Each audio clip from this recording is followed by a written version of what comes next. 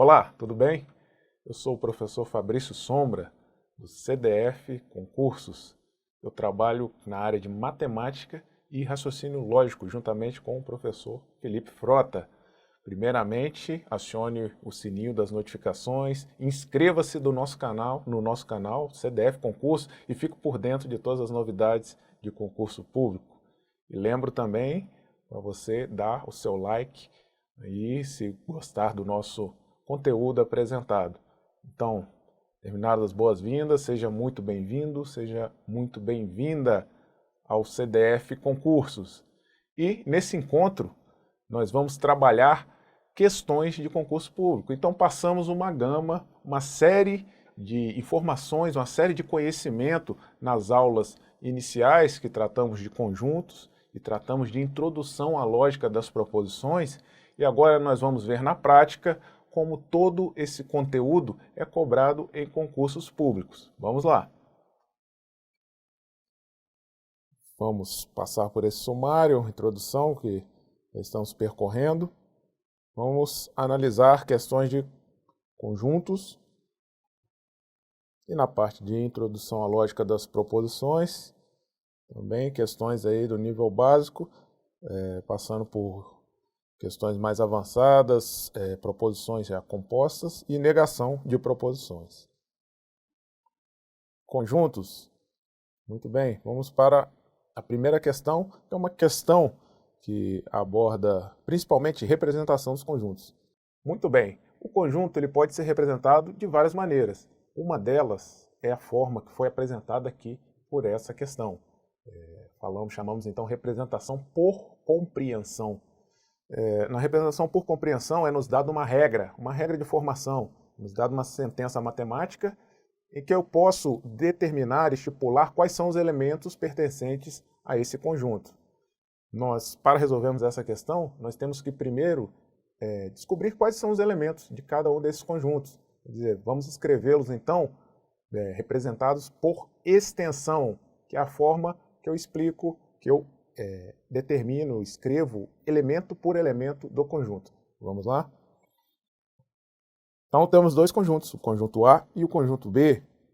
Vamos escrever por extensão, primeiramente, o conjunto A. X, tal que X é vogal da palavra carro. Então está aqui a regra de formação do conjunto A. X é vogal da palavra carro. Então temos na palavra carro duas vogais, a letra A e a letra O como vogal. Então o conjunto A tem dois elementos.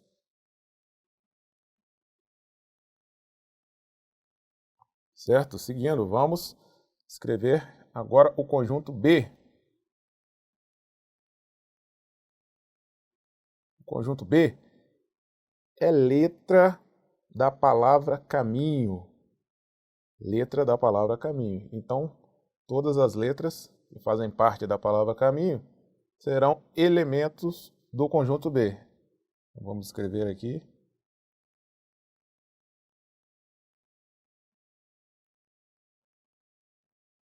N, H e O.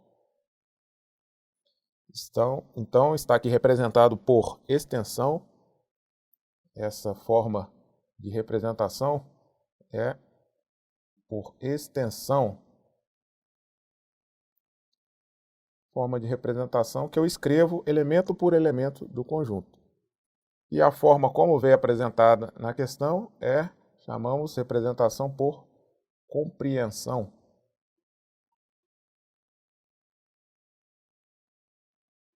Compreensão porque ele me dá uma regra, eu tenho que interpretar essa regra, essa sentença matemática para estipular os elementos de cada conjunto. Bem, e agora devemos realizar a seguinte operação. A interseção B.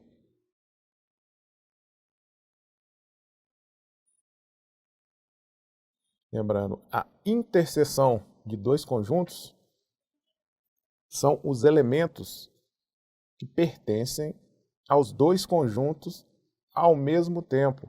Então, são os elementos comuns de A e B. Então, vamos procurar aqui quais são os elementos que pertencem tanto a A quanto a B.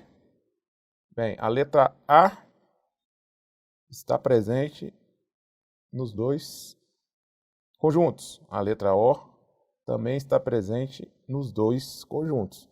Então, a interseção B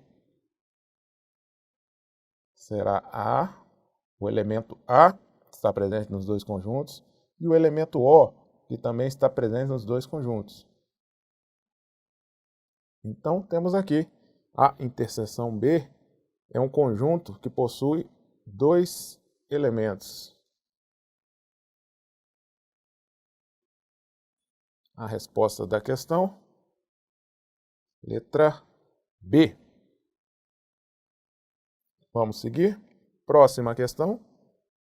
É uma questão que trata de pertinência e subconjuntos. Bem, vamos tratar aqui de pertinência e subconjuntos. Antes, vamos falar um pouquinho, relembrar esses dois conceitos. Primeiro, pertinência. Pertinência é uma relação elemento-conjunto. Essa relação me diz que um elemento pertence a um conjunto ou um elemento não pertence a um conjunto. Já a relação de subconjunto é uma relação que eu vou pensar sempre conjunto e conjunto. Então, dessa relação, a gente pode estipular que um conjunto está contido em outro conjunto, ou que um conjunto contém outro conjunto, assim como as relações negativas a essa. Um conjunto não está contido em outro conjunto, ou um conjunto não contém outro. Vejamos a questão.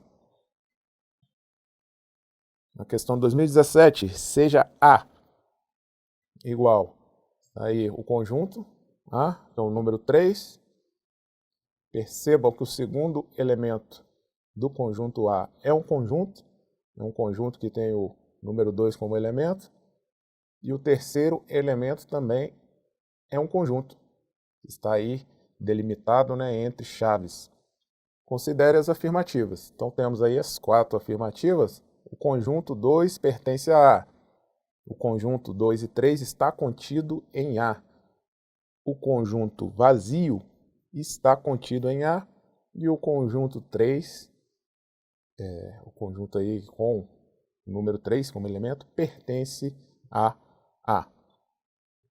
E nós temos as alternativas para marcarmos. Vamos aqui destrinchar, analisar o conjunto A.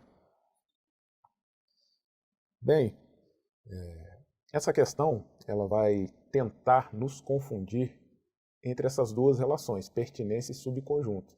Então, eu tenho que caracterizar o que é elemento e o que é conjunto para poder responder corretamente essa questão. Vamos lá. Então, nós vamos aqui destacar os elementos do conjunto A. Quais são os elementos do conjunto A? Primeiro, o número 3. Esse é o primeiro elemento aqui do conjunto A. O número 3. Depois eu tenho como elemento do conjunto A o conjunto, aí chaves 2. E o terceiro elemento, aí o conjunto que tem chaves 2 e 3. Passaremos então à análise das afirmações trazidas pela questão. Afirmativa 1. O conjunto 2 pertence a A. Muito bem. Pertence é relação de pertinência. Então, essa relação pertence, eu estou relacionando um elemento com um conjunto. Então, vamos analisar. O conjunto que tem o 2 como elemento, o conjunto chaves 2, pertence a A. Bem, para saber se algum elemento pertence a A, é só eu olhar aqui no quadrinho que nós fizemos com os 3 elementos e a gente vê que o conjunto Chaves 2 pertence. Realmente ele é um elemento de A. Ele pertence a A. Essa afirmação está certa ou verdadeira.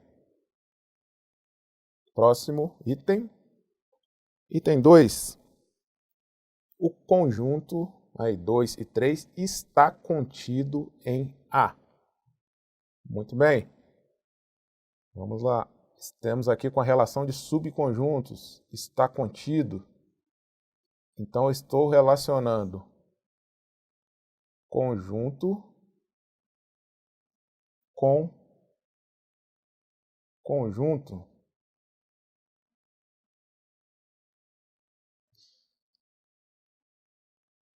Muito bem. Vamos raciocinar aqui. Para eu dizer que um conjunto está contido em outro, cada elemento desse conjunto, vamos dar nomes aqui. Para eu dizer que o conjunto A está contido em B, quer dizer o quê? Todo elemento de A também é elemento de B. Então é essa análise que temos de fazer. Vamos lá. Então estamos relacionando aqui conjunto com conjunto, certo? Conjunto com conjunto. Para que esse conjunto esteja contido em A, todos os elementos desse conjunto também têm de ser elementos de A. Vamos dar um nome para esse conjunto. Vamos chamá-lo de conjunto B, no caso. O primeiro aqui que apareceu para nós, para analisarmos, vamos chamá-lo de conjunto B. Esse conjunto B tem dois elementos. Quais são os elementos desse conjunto? O número 2 é um elemento e o número 3. O número 3 é o outro elemento, um conjunto com dois elementos. Para eu dizer que esse conjunto aqui, que nós chamamos de B, para eu dizer que ele está contido em A, então cada elemento dele também tem de ser elemento de A. Vamos ver. O primeiro aqui, o número 2, é também elemento de A? O número 2 pertence a A? Pergunta. Olha aqui a minha lista de elementos do conjunto A. O número 2 não é elemento de A. Perceba, temos 3 elementos e nenhum deles é o número 2. Então, se o número 2 não é elemento de A, então já podemos afirmar que isso aqui está errado. Porque esse conjunto, como ficaria a maneira certa de escrever? Esse conjunto, 2 e 3, que chamamos de B, não está contido em A. Porque o elemento 2 dele não é elemento de A. Verifico aqui, ó, ele não é elemento de A. O número 2 não pertence a A. Então, essa questão está errada. Ou é falsa. Adiante, para o número 3. O conjunto vazio está contido em A. Muito bem, vimos lá na parte teórica. O conjunto vazio está contido. Só reforçando aqui, a relação de estar contido. Estamos falando conjunto versus conjunto. Relação conjunto-conjunto. Então, o conjunto vazio está contido no conjunto A. Está contido em A. Falamos na teoria que o conjunto vazio, essa é a representação, né? Ou a chave sem nenhum elemento, está contido em qualquer conjunto. O conjunto vazio está contido em todos os conjuntos. Qualquer conjunto terá o conjunto vazio aí contido nele. Então a questão está certa, verdadeira. 4. O conjunto com o número 3 pertence a A. Vamos lá, relação de pertinência é uma relação elemento conjunto.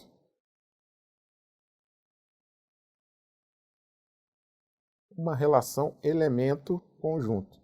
Então, para eu dizer que esse conjunto pertence a A, ele tem de ser elemento de A. E vemos aqui no nosso quadrinho que esse conjunto não é elemento de A. Esse conjunto não é elemento de A. Então, essa afirmação está errada também. Afirmação falsa.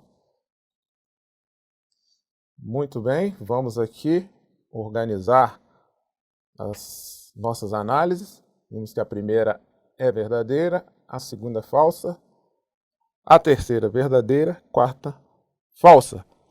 Estão corretas as afirmativas. Somente 1 e 3. Letra A é a resposta da questão. Vamos para o próximo item. Operações com conjuntos. Então, a questão de 2011 adaptada. Acerca dos conjuntos A. Está aí os elementos do conjunto A, escrito por extensão, e B, também por extensão. Julgue o seguinte item. O conjunto A interseção B é um conjunto unitário. Vejamos. Foi nos solicitado, então, a interseção B. Então, entre as operações de conjunto, vamos lembrar quais são? União, interseção e diferença. Bem, aqui foi pedido a interseção. A interseção entre dois conjuntos vai formar um conjunto cujos elementos são elementos dos dois conjuntos ao mesmo tempo. Interseção A e B, então, são os elementos que pertencem tanto a A quanto a B ao mesmo tempo. Vamos aqui identificar quais são esses elementos que pertencem, então, a A e a B ao mesmo tempo. No B, que tem um número mais baixo aqui, vamos do menor para o maior. 4, tem o número 4 como elemento, A não tem o número 4. B tem o número 6. E o A também tem o número 6. Então, já achamos um elemento que é interseção entre A e B. Então, vamos aqui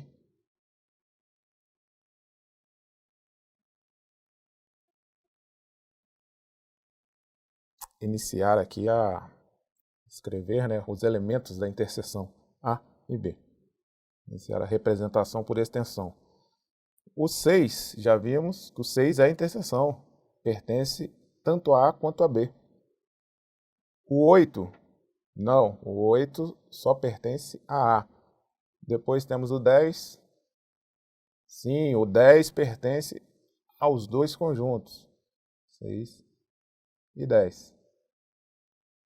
E temos mais ainda o elemento, o número 12, no conjunto A, e não tem no B. Então, está aqui encerrada a minha operação de interseção, com os dois elementos que pertencem aos dois conjuntos ao mesmo tempo. Aqui ele traz uma afirmativa, o conjunto A interseção B é um conjunto unitário. Muito bem. Unitário, conjunto unitário, vamos lembrar a definição de conjunto unitário? Conjunto unitário é aquele que tem um único elemento. É um conjunto que tem um único elemento. Ora, percebe aqui que temos dois elementos no conjunto interseção A e B. Temos o 6 e o 10. Então, não trata-se de um conjunto unitário. Muito bem, a questão está errada. A questão está errada. Esse conjunto não é um conjunto unitário. Tem dois elementos. Vamos seguir. Vamos entrar agora no assunto diagrama de Venn. Diagrama de Venn é uma forma de representar os conjuntos. Que usamos diagramas, usamos desenhos, bem comum usarmos círculos, elipses, para representar os conjuntos e as relações entre eles, se tem pontos de interseção ou não. Vamos ver como esse assunto, diagramas de Venn, como ele é cobrado em questões de concurso. Em uma empresa com 120 funcionários, 42 recebem vale transporte e 95 recebem vale refeição. Sabendo que todos os funcionários da empresa recebem ao menos um desses dois benefícios, o total de funcionários que recebem ambos os benefícios é igual a... E temos aí as nossas alternativas. Questão bem recente, de 2018. Vamos começar aqui a analisar o enunciado, extrair os dados que esse enunciado nos fornece. Uma empresa com 120 funcionários. Então, ele já me passou o total de funcionários dessa empresa. O total de funcionários. Então, estamos aqui estudando um caso dentro dessa empresa relativo a seus funcionários. E ele já me passou o total desses funcionários. A esse conjunto nós chamamos conjunto universo. Conjunto universo. Eu sei que o conjunto universo tem 120 elementos, que são os funcionários.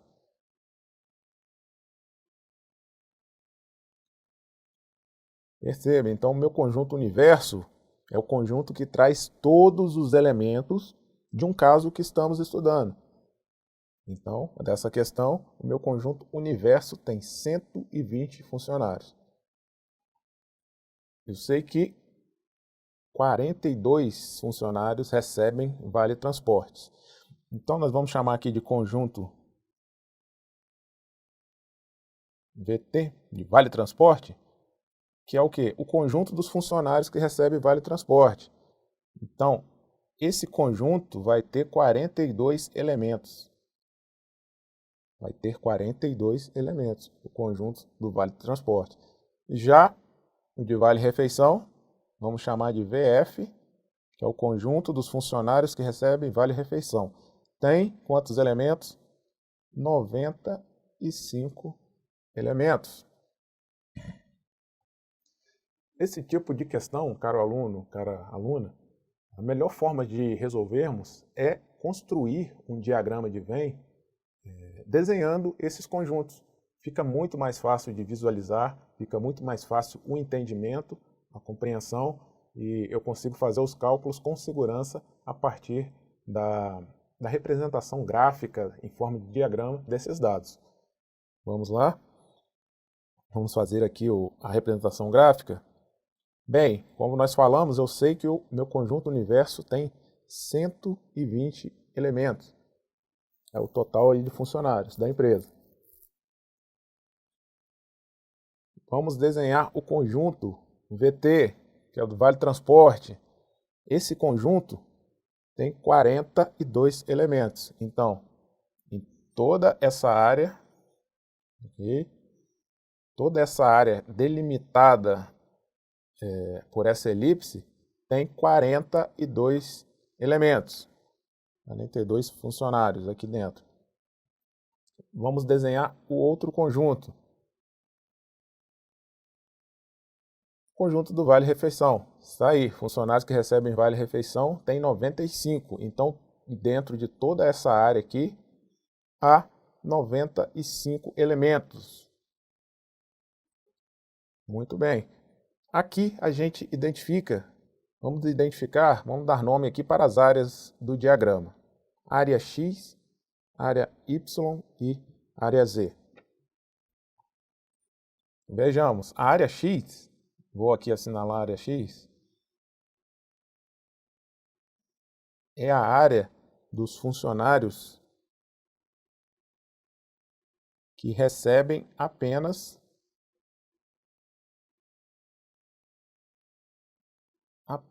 vale transporte.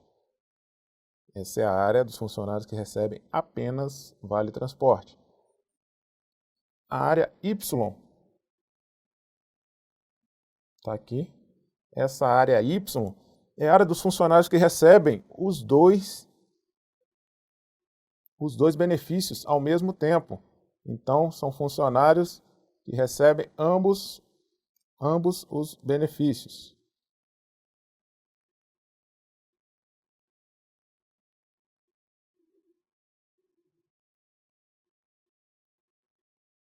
Então, aqui, VT e VR é a nossa interseção entre os dois conjuntos. Então, os funcionários aqui que estão dentro da área Y, que eu não sei quantos são ainda, recebem os dois benefícios ao mesmo tempo. E aqui a área Z, que é essa área aqui, essa área representa aqueles funcionários que recebem apenas vale-refeição.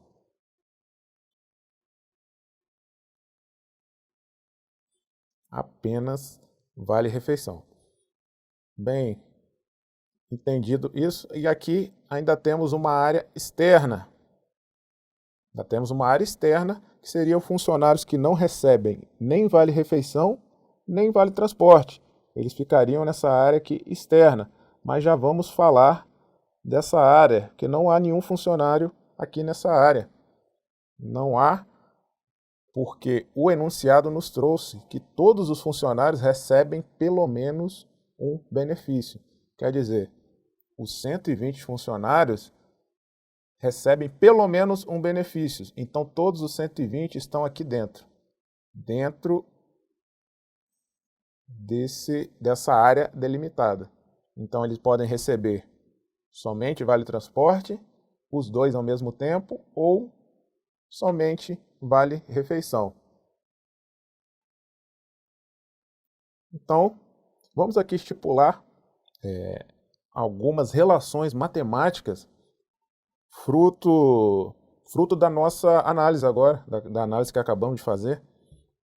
A primeira relação matemática que a gente pode tirar aqui, ó, vejamos. Aqui nós temos o conjunto do vale-transporte. O conjunto do vale-transporte, como vimos, tem 42 elementos. Então, se eu somar a área X com a área Y, eu terei 42 elementos.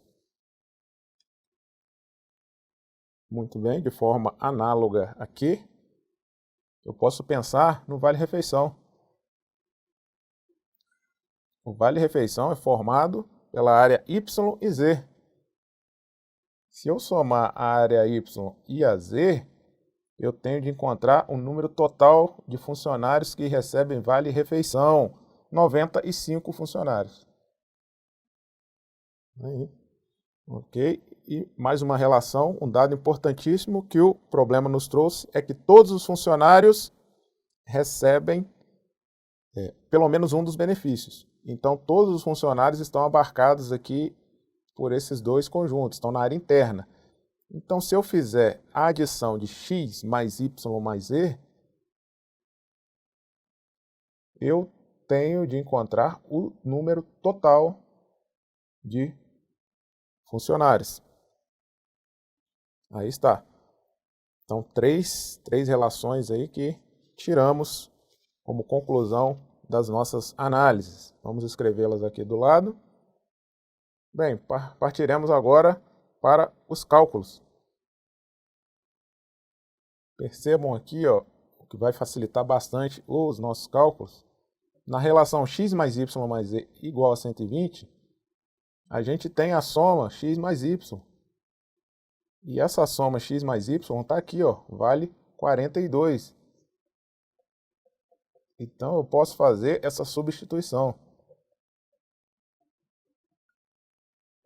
X mais y, eu sei que vale 42. Então, 42 mais z é igual a 120. Z vai ser igual a 120 menos 42. Então, Z é igual a 78. 78. Achamos o valor de Z. Agora que já sabemos quanto vale Z, podemos calcular Y por meio dessa relação aqui. Z mais Y é igual a 95. Z vale 78. Eu tenho então que Y é igual a 95 menos 78. Y é igual, vamos fazer essa conta, menos 8, 17. Y é igual a 17. Por fim, para fechar aqui, nós vamos calcular todas as áreas. Calcular todas as áreas de uma forma didática, eu poderia calcular somente a área, tentar calcular, né, somente a área que me interessa para responder a questão. Mas aqui estamos praticando, e até para entendermos melhor, vamos calcular todas as áreas. Vamos calcular o x agora. Vamos usar aqui esse lado, calcular o x. X mais y é igual a 42. Y vale 17, né?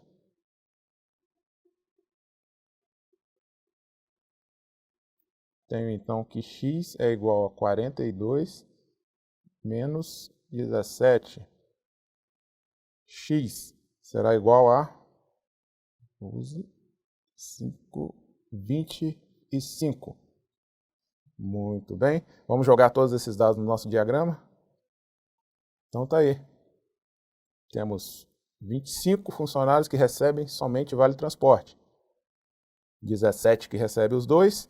Perceba que se nós somarmos 25 mais 17, temos 42 que recebe vale transporte. E 78 recebe apenas vale refeição. Se eu somo 78 com 17, eu encontro 95, que é o total dos funcionários que recebem vale refeição. E todos os funcionários, 25 mais 17 mais 78, eu tenho o meu total de 120 funcionários. Bem, vamos ao pedido da questão. A questão me pediu o total de funcionários que recebem ambos os benefícios. Quer dizer, ele quer a interseção. A interseção que nós calculamos e chamamos de área Y, que são 17 funcionários. A resposta está na alternativa B. Trabalharemos agora em cima de questões de lógica. Vamos então analisar a primeira questão. Em questão 2015, já ainda tratando aí de conceitos básicos, conceitos fundamentais ao entendimento da lógica das proposições. A respeito de lógica proposicional, julgue o item subsequente. A proposição, abre aspas, no Brasil, 20% dos acidentes de trânsito ocorre com indivíduos que consumiram bebida alcoólica, fecha aspas, é uma proposição simples. Então, nesse tipo de questão é usada aí aspas, bem comumente, para delimitar uma proposição, para você não confundir com o texto da questão. Então, tenha bastante atenção nisso, fazendo prova, para não achar que a proposição é o texto do enunciado da questão, confundir e interpretar errado. Então vamos lá, essa aqui é a nossa proposição. E ele pergunta se é uma proposição simples. Bem, vamos pensar primeiro aqui o que seria uma proposição. Quando tratamos de lógica, estamos falando da lógica bivalente, as proposições são sentenças declarativas. Então, é uma sentença, um período, que vai me trazer uma ideia, uma declaração que cabe valoração, cabe valor lógico. Eu posso dizer, não, essa sentença declarativa é falsa ou essa sentença declarativa é verdadeira. Então aqui o objeto de estudo da lógica bivalente são sentenças declarativas. Muito bem. Então, professor, quais seriam, então, sentenças, de exemplo, de sentenças que não são declarativas, então não são objeto de estudo da lógica? Bem, só lembrando aqui, nós falamos, as sentenças declarativas, eu posso atribuir valor lógico para elas, ou verdadeiro ou falso. Agora, temos diversas sentenças que não são proposições. Por exemplo, as sentenças exclamativas. Que exemplo, que dia lindo, exclamação. É uma sentença que não é uma proposição, porque eu não posso valorar verdadeiro ou falso, botar um valor lógico numa exclamação que alguém está fazendo. Questões, sentenças interrogativas. Por exemplo, quantos anos você tem? Também não são proposições. E sentenças imperativas, tipo, não pise na grama, é uma sentença imperativa também que não cabe valoração lógica. Então, não é objeto de estudo da lógica bivalente. Então, voltamos à frase, ao período, né, dado pela questão. No Brasil, 20% dos acidentes de trânsito ocorrem com indivíduos que consumiram bebidas alcoólicas. Perceba, se nós podemos reescrever aqui de forma direta essa frase, 20% dos acidentes de trânsito no Brasil, vamos trocar aqui o Brasil de lugar, ocorrem com indivíduos que consumiram bebida alcoólica. Percebam que essa oração, na verdade, está trazendo um adjetivo para indivíduos. É a mesma coisa que eu falar que 20% dos acidentes de trânsito ocorrem com indivíduos alcoolizados. Então perceba, vamos reescrever aqui a frase com o mesmo sentido. 20% dos acidentes de trânsito no Brasil ocorrem com indivíduos alcoolizados. Por que eu escrevi desse jeito? Fica mais fácil de perceber que é uma sentença declarativa e que é simples. Eu só estou passando uma ideia aqui, 20% dos acidentes de trânsito ocorrem com indivíduos alcoolizados. Então estamos falando aqui, tratando de uma proposição simples. É uma proposição declarativa, eu posso atribuir um valor aqui, não, essa proposição é verdadeira. Ou não, essa proposição é falsa. E ela é simples, traz uma única ideia. Então, digamos, a pegadinha dessa questão foi trazer o adjetivo em forma de oração para você ficar na dúvida se tinha uma ou mais proposições. Não, só tem uma, estamos tratando de uma proposição simples. Não temos nenhum operador lógico ligando várias proposições aqui. Temos uma única proposição simples, a questão está certa. Prosseguindo, ainda sobre conceitos básicos, um texto é um pouco extenso, isso é comum em questões de lógica, até para tentar distrair, um dos meios aí de tentar distrair o concurseiro, mas é um texto bom que traz bastantes conceitos, muitos conceitos de lógica, até como forma de revisão. Vamos lá. Entende-se por proposição todo o conjunto de palavras ou símbolos que exprimem um pensamento de sentido completo. Acabamos de falar sobre isso, né? Então aqui, esse autor aqui deu uma definição para proposições. Conjunto de palavras ou símbolos que têm um pensamento de sentido completo. Afirmam fatos, exprimem juízos a respeito de determinados entes. Na lógica bivalente, esse juízo é conhecido como valor lógico da proposição.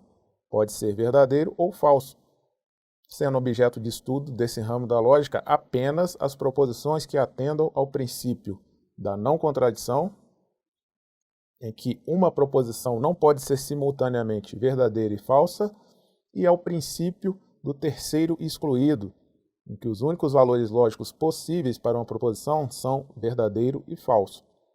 Com base nessas informações, julguem o item a seguir. Vamos ao item.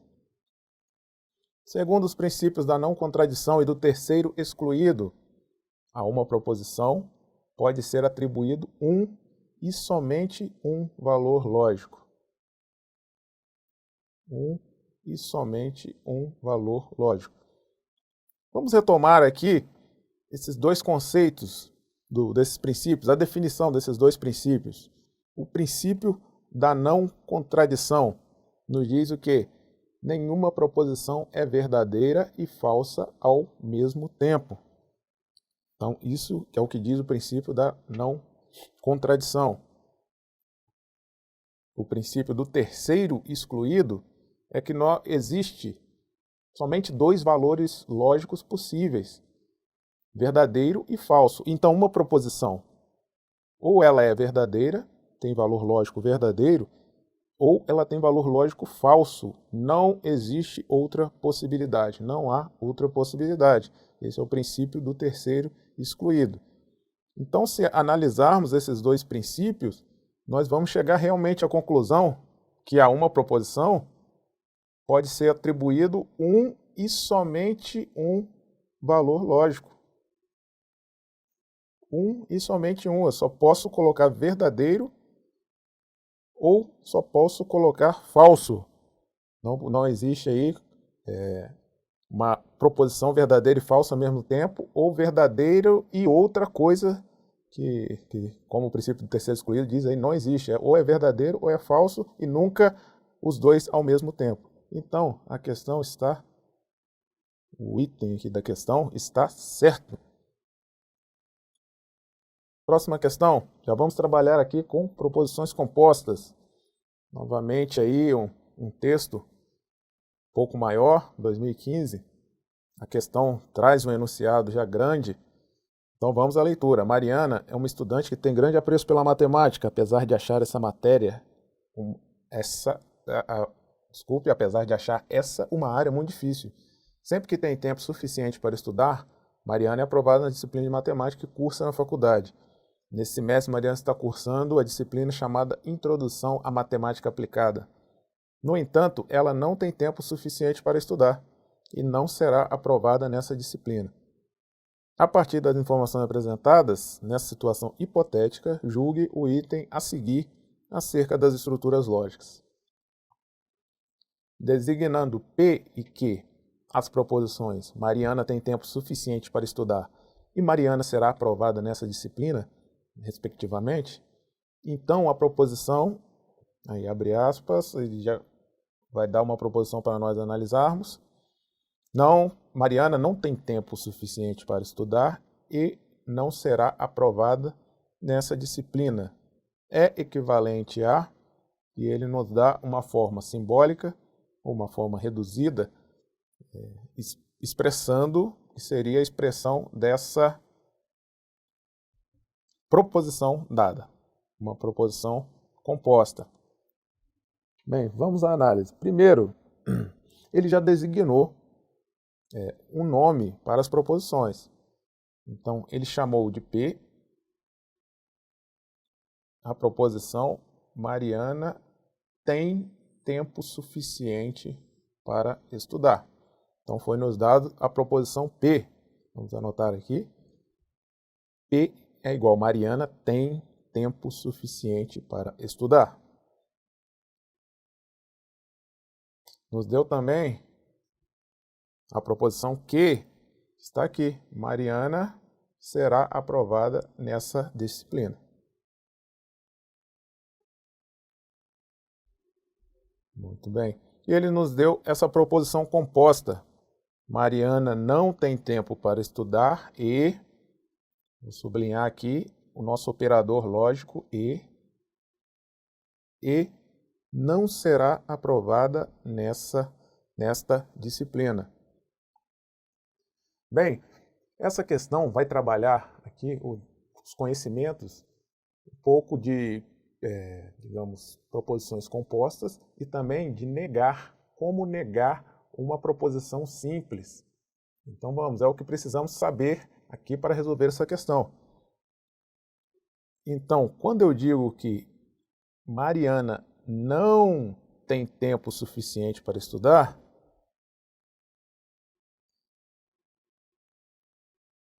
então aqui, Mariana não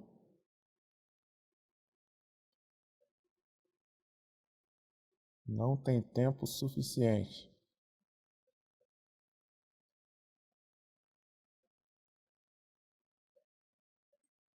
para estudar. Quando eu digo que Mariana não tem tempo suficiente para estudar, perceba que essa proposição ela é contrária à de cima. Ela é a negativa da de cima. Mariana tem tempo para estudar. A negação seria Mariana não tem tempo suficiente para estudar.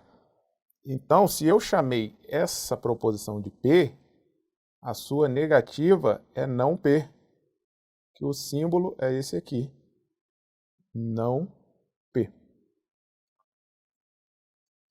A outra frase, a outra proposição trazida pela questão é e não será aprovada nessa disciplina. Está aqui omitido, mas temos aqui o sujeito oculto, Mariana. Mariana não será aprovada nessa disciplina. Então vamos escrever aqui embaixo a frase.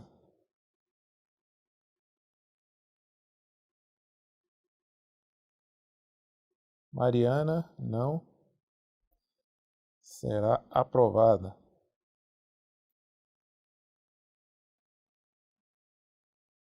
nessa disciplina. Muito bem.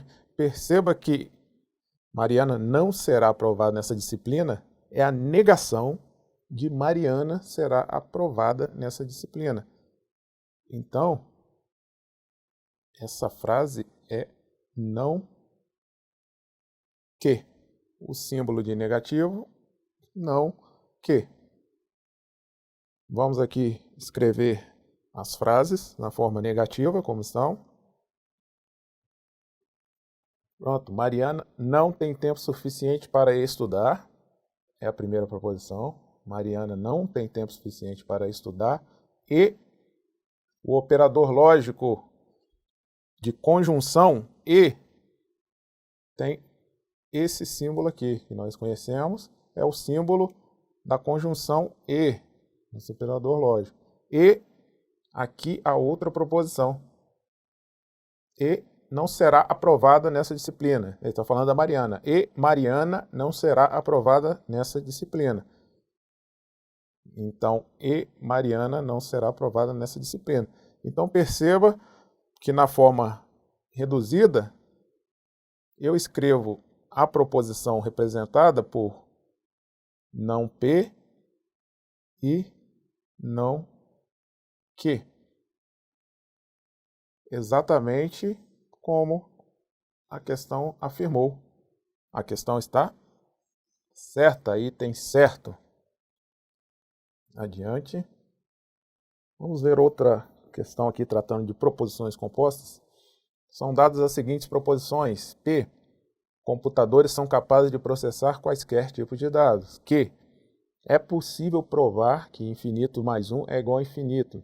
Se P implica em Q, então o fato de... Aí vem as alternativas. Ser possível provar que infinito mais 1 é igual a infinito é uma condição necessária. Olha, aqui eu já dou uma lida rápida na questão e já começo a ver o que a questão quer de mim.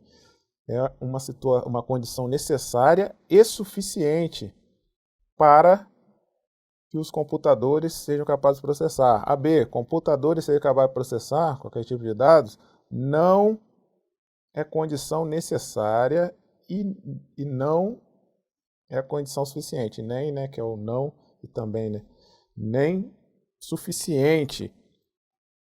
Então, as alternativas estão trazendo, então, conceitos de condição necessária e suficiente. Temos os restantes das alternativas da mesma forma.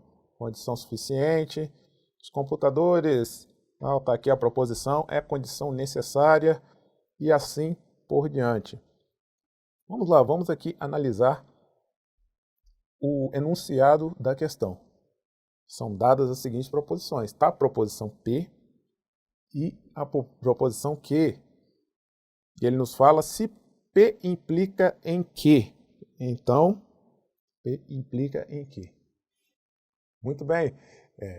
Se P implica em Q, isso é uma forma de dizer uma condicional, uma proposição condicional. Nada mais, nada menos que estamos tratando aqui de uma proposição condicional. Essa é uma forma de falar. Se P implica em Q. Vamos ver aqui. Então, quando eu falo se P implica em Q, estou dizendo que P é o antecedente e o Q é o consequente de uma condicional. Que a gente conhece muito como se então, que é o se P é então Q. Isso quer dizer, P implica em Q. É sinônimo, é equivalente. Equivalente, duas formas de dizer a mesma coisa. Então, estamos diante de uma condicional, onde P é o meu antecedente.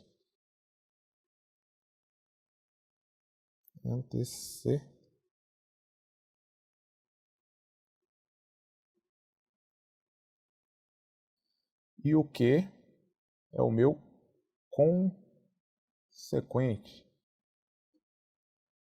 Bem, antecedente e consequente. Outra forma de dizer uma condicional, de apresentar uma condicional, é P é condição suficiente.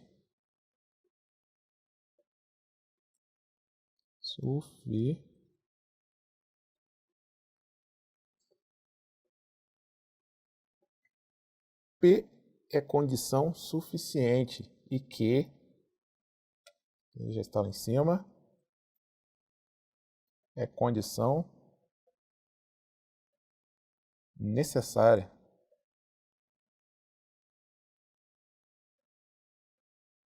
Necessária. Então, com esse conhecimento, com esses dados, nós podemos resolver a questão. Sabendo que P é condição suficiente para Q. E Q é condição necessária para P. Então, olhando as alternativas da questão, vamos ver. A que traz a resposta é a letra E. Nós trabalhamos aqui com P e Q. A resposta veio na forma textual. Ser possível provar, separar essa proposição, provar que infinito mais 1 é infinito. Que proposição é essa? É Q. É Q, está aqui escrito aqui em cima. É condição necessária. Nós falamos o quê? Que é suficiente do lado de cá e do lado de cá é necessária. A P é condição suficiente, a Q é condição necessária. É condição necessária para que os computadores sejam capazes de processar todos os tipos de dados. Isso aqui nada mais nada menos que a nossa proposição P.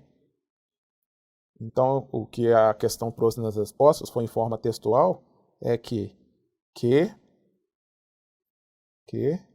é condição necessária para P.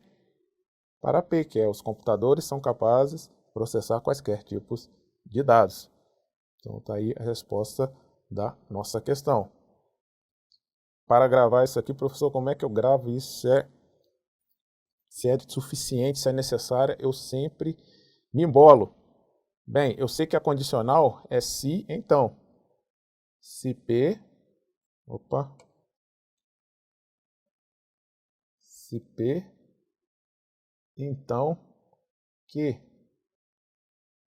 Vou botar o então literal aqui, eu botei o se.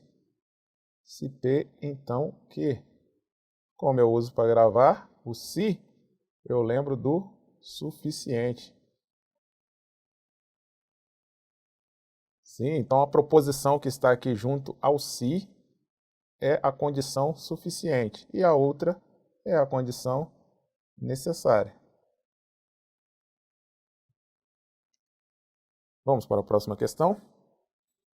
A negação lógica da afirmação: se acabou a energia elétrica ou não tive tempo, então fui trabalhar com a roupa amassada, e temos aí esse tipo de questão, é bem comum nas provas de raciocínio lógico, que pede uma negação de uma proposição que está aí na forma literal. Na forma textual, tem as alternativas para você analisar. Muito bem. Como eu falei, a questão trouxe tudo na forma textual, mas às vezes na maioria das vezes, trabalhar na forma textual confunde-nos. Até a questão muitas vezes é pensada para isso. Então é mais fácil escrevermos a questão de forma simbólica, na forma reduzida. Eu uso símbolos, letras e símbolos para reduzir o formato da questão e para podermos fazermos as operações lógicas e não errarmos. Então, assim, vamos lá.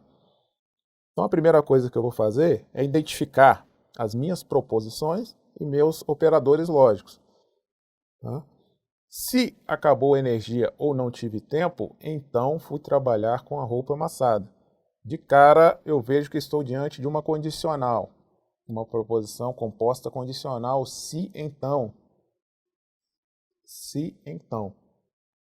Aqui no antecedente, que é junto ao se, eu tenho acabou a energia elétrica ou temos outra proposição composta, ou não tive tempo.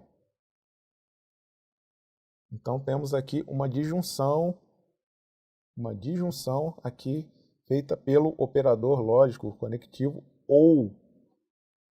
Então, se acabou a energia elétrica ou não tive tempo, então fui trabalhar com a roupa amassada. O meu primeiro trabalho aqui é separar as proposições simples. Vamos destacar e dar um nome para as proposições simples. Vamos lá, a primeira, acabou a energia elétrica. Está aqui uma proposição simples, eu chamarei de P. A outra, não tive tempo. Outra proposição simples, não tive tempo. Aí aqui, já no consequente, na segunda parte da nossa condicional, eu tenho mais uma proposição simples. Fui trabalhar com a roupa amassada. Chamarei de R. Então, temos aí as três proposições simples e a gente pode escrevê-la de forma reduzida usando símbolos. Então, vamos lá.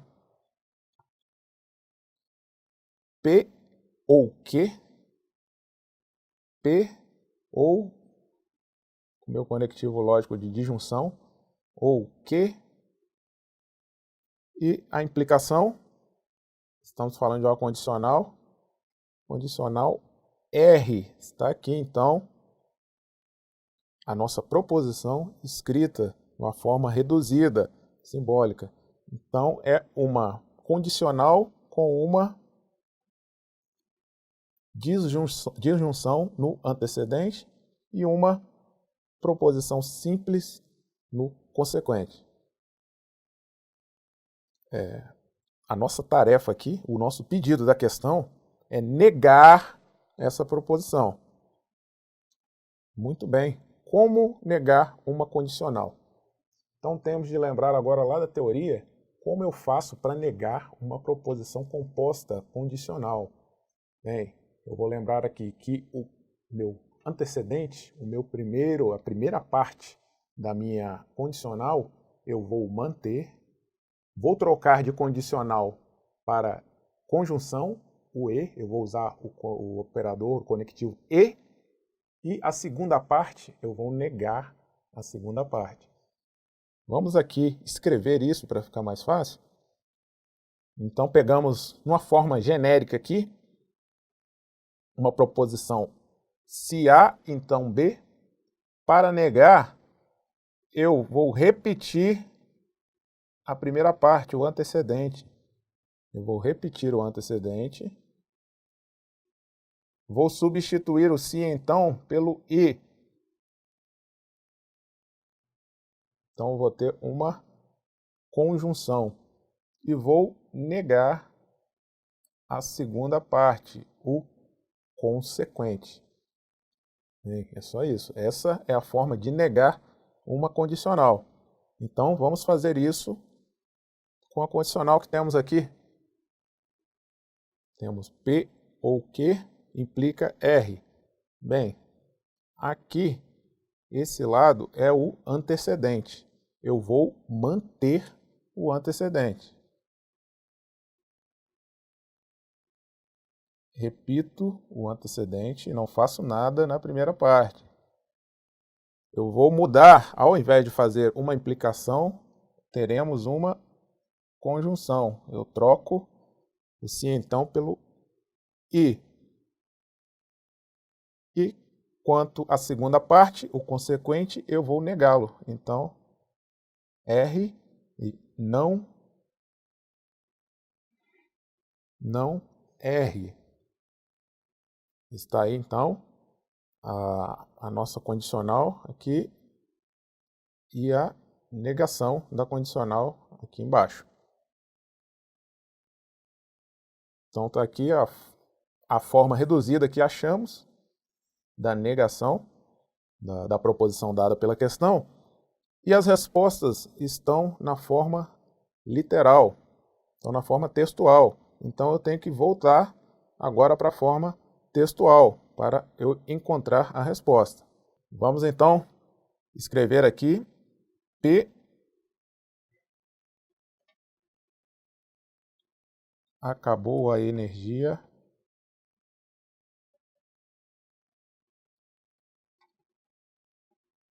elétrica, conectivo ou que não tive tempo.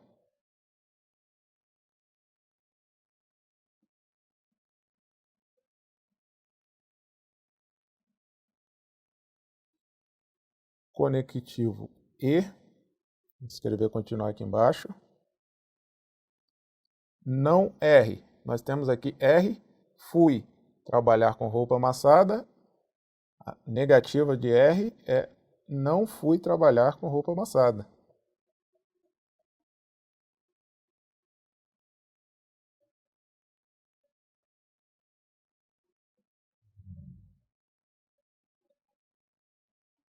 Não fui trabalhar com roupa amassada. Então está aqui na forma textual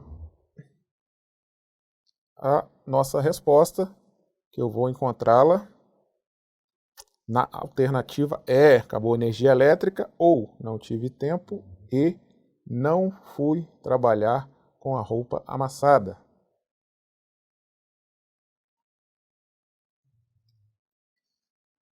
Sim, encerramos aqui os nossos exercícios. Bem, espero que não tenha restado dúvidas. Aprofunde-se nos estudos, complemente com mais e mais exercícios para chegar na sua prova de concurso em condições competitivas aí de concorrer a um cargo público. Compromisso, dedicação e foco.